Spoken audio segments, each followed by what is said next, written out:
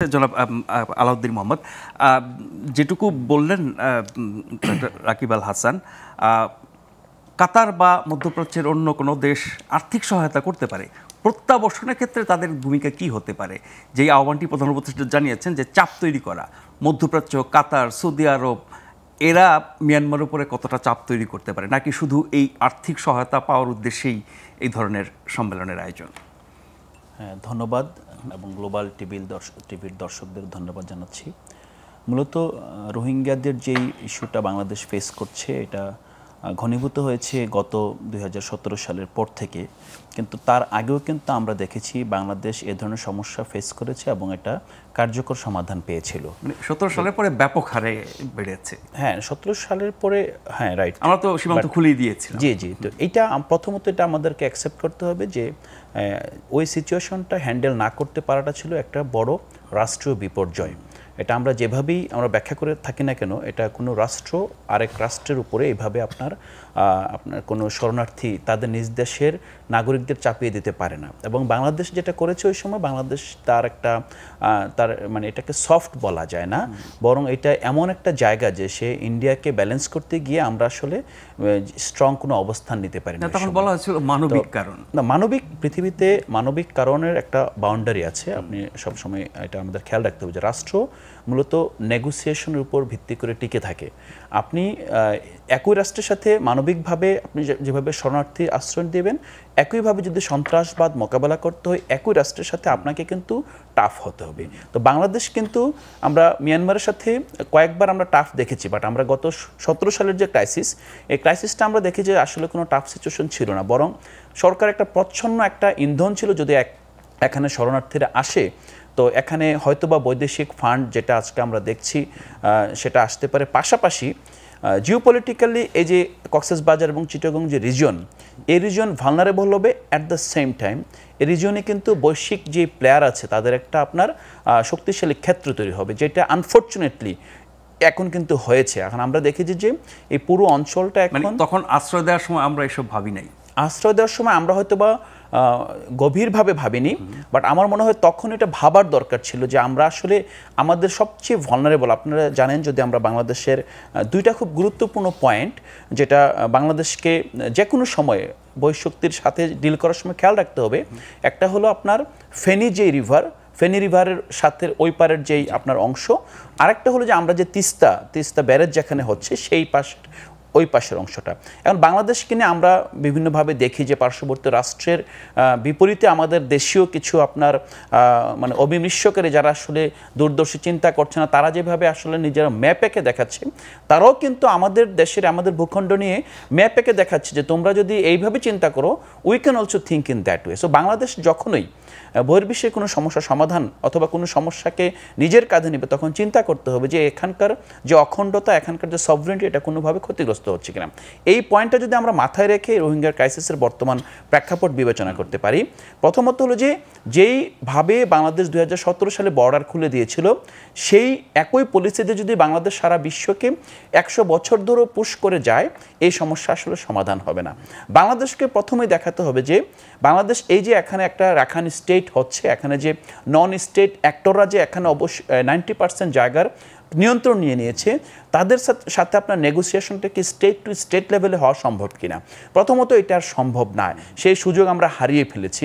যদিও গভর্নমেন্ট এখন বিভিন্নভাবে বলার চেষ্টা করছে তাদের সাথে তাদের ট্র্যাক 2-তে আপনার সম্পর্ক আছে, নেগোসিয়েশন হচ্ছে, বাট আমরা বলবো যে এখানে সম্প্রতি আপনি গতকালের যে খবর আপনারা দেখেছেন, বাংলাদেশের একটি সংস্থার প্রধান আমেরিকাতে গিয়েছেন, মানে এটা বলে খবর আসছে যে তারা এই বিষয়ে একটা স্পেশাল আলাপ আলোচনার জন্য অংশ নিতে। আপনারা জানেন যে এখানে জাতিসংঘ মহাসচিবের সফরের সময় এখানে একটা হিউম্যানিটেরিয়ান করিডোর নিয়ে আলাপ আলোচনা হয়েছে। এই হিউম্যানিটেরিয়ান করিডোরটা কিন্তু জাতিসংঘ করবে, এটার পিছনে কিন্তু আপনার এখানে ইউএস এখানে একটা ব্যাক দেবে। এখন আপনি যে ইউএসকে আপনি যদি সাপোর্ট দিতে চান, যে এই করিডোরটা এখানে ইমপ্লিমেন্ট করবে, বাংলাদেশ যদি নীতিগতভাবে সাপোর্ট দিতে চায়, তখন সেখানে যে আদার্স যে প্লেয়ার আছে, এখানে চায়না আছে, এখানে ইন্ডিয়া আছে, প্লাস এখানে একটা সবচেয়ে গুরুত্বপূর্ণ যে বিষয়টার সাথে আমি আলোচনাটাকে রিলেট করতে চাচ্ছি, যে মুসলিম বিশ্বের সাথে আমরা আজকে যেই ওআইসি দেখছি, তো পাশাপাশি যদি আসিয়ান এবং ওআইসির মধ্যে কিন্তু ওভারল্যাপিং একটা মেম্বার আছে। মেম্বার স্টেট যদি আমরা বলি যে প্রথমত মালয়েশিয়া এবং পাশাপাশি ইন্দোনেশিয়া। তো এখন যদি মালয়েশিয়ার আমরা ইনফ্লুয়েন্সটা দেখি এই যে সাউথ ইস্টে, এবং মালয়েশিয়া কিন্তু এখন এশিয়ানের আপনার চেয়ার। তো এই প্রেক্ষাপটে বাংলাদেশ আবার এশিয়ান প্লাস যেই আপনার ফোরাম আছে সেখানে অর্থনৈতিক কারণে যুক্ত হওয়ার আগ্রহ প্রকাশ করেছে, সেটা পেন্ডিং অবস্থায় আছে। এই প্রেক্ষাপটে যদি সত্যিকার অর্থে আমরা সমাধান করতে চাই, তাহলে আমার মনে হচ্ছে এখানে আমরা আসিয়ানকে এবং ওআইসিকে যদি যুগপৎভাবে ইনভলভ করতে পারি, এবং যদি আমরা মালয়েশিয়াকে, বিশেষ করে মালয়েশিয়া হলো এমন একটা দেশ যেটা আসলে মুসলিম বিশ্বে এবং একই সাথে ওয়েস্ট, স্পেশালি ইউএসকে আপনি যদি নেগোশিয়েট করার ক্ষেত্রে মালয়েশিয়াকে মাঝখানে রাখেন, they have been doing this for last 50+ years, যেটা আসলে তারা বিভিন্নভাবে তারা কিন্তু ইভেন আপনি প্যালেস্টাইনের সংকটে দেখবেন কিংবা অন্যান্য যে কোনো প্রেক্ষাপটে ইউএসের এগেনস্টে সবচেয়ে বড় আপনার strong voice. At the same time, strategically, they are the greatest ally of US in the এই যে রিজিয়ন যেটা আমরা সাউথ ইস্ট রিজিয়ন। তখন এখন বাংলাদেশ কিন্তু ইচ্ছা করলে বাংলাদেশ মালয়েশিয়াকে এই জায়গায় অ্যাপ্রোচ করতে পারে, যেটা আমরা এই সরকারকেও দেখেছি অ্যাপ্রোচ করবে, এবং সরকার আপনারা নিশ্চয়ই জানেন যে প্রধান উপদেষ্টার এখানে একটা সফরের কথা আছে সামনের দিনগুলোতে মালয়েশিয়াতে, এবং মালয়েশিয়াতে আগামী মাসেই মে মাসে লাস্ট উইকে যেই আসিয়ানের 10 বছর পূর্তি অনুষ্ঠান হচ্ছে, এইটার মধ্যে কিভাবে রোহিঙ্গাকে নিয়ে আসা যায়, এটা আমাদের একটা বড় চ্যালেঞ্জ। এবং আমরা বিভিন্ন চ্যানেলে আমরা সরকারকে বলার চেষ্টা করছি যে এখানে যে রোহিঙ্গা বিষয়ক যে টেকনিক্যাল কমিটির প্রধান অথবা হাই রিপ্রেজেন্টেটিভ খলিলুর রহমান সাহেব, উনি যদি মালয়েশিয়াকে পারসিউ করে, এবং Malaysia they are really ready to take the initiative, because আমরা এই রিজিয়নে আসলে এখানে যদি আমরা ওআইসিকে ইনভলভ করতে পারি, আসিয়ানকে ইনভলভ করতে পারি, একই সাথে বিমস্টেকও কিন্তু এটার অংশ, যেটা আমরা লাস্ট সামিটে দেখেছি। এখন চ্যালেঞ্জটা হলো যে আমরা বর্তমানে বাংলাদেশের এখন যে ইন্টারিম গভর্নমেন্টকে দেখছি, এই গভর্নমেন্ট তো একটা দেশীয়ভাবে একটা চাপের মধ্যে আছে। যদি আমরা বলি, দেখছি যে আন্তর্জাতিকভাবে এই গভর্নমেন্টের সাথে এই ধরনের ক্রিটিক্যাল ইস্যু ডিল করার ক্ষেত্রে আমরা কোনো বড় বাধা দেখছি না।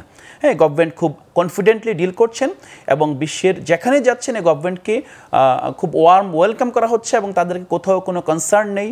এটা ইউএস বলেন, ইউরোপিয়ান ইউনিয়ন বলেন, কিংবা কমনওয়েলথ বলেন, কিংবা আইএমএফ বলেন, মানে প্রতিষ্ঠানগুলো বৈশ্বিক যেই আমরা সবার সহযোগিতা এবং তাদের যে অ্যাকসেপ্টেন্স, এই অ্যাকসেপ্টেন্সটাকে যদি আমরা সত্যিকার অর্থেই আমরা দেশীয় যে পলিটিক্যাল যে টার্মোয়েল, যেটা আমরা আপকামিং যেটা কিছু অনুমান করা যাচ্ছে যে এখানে কিছু ইনস্টেবিলিটি তৈরি করার একটা চেষ্টা চলছে, অথবা হয়তো ইনস্টেবিলিটি অটোমেটিক আসুক, এইটাও কিছু চাচ্ছে, আমার মনে হয় তখন আমরা কীভাবে বৈশ্বিকভাবে এর পরে কী হবে, what is the next page, এটা কিন্তু আমরা জানি না।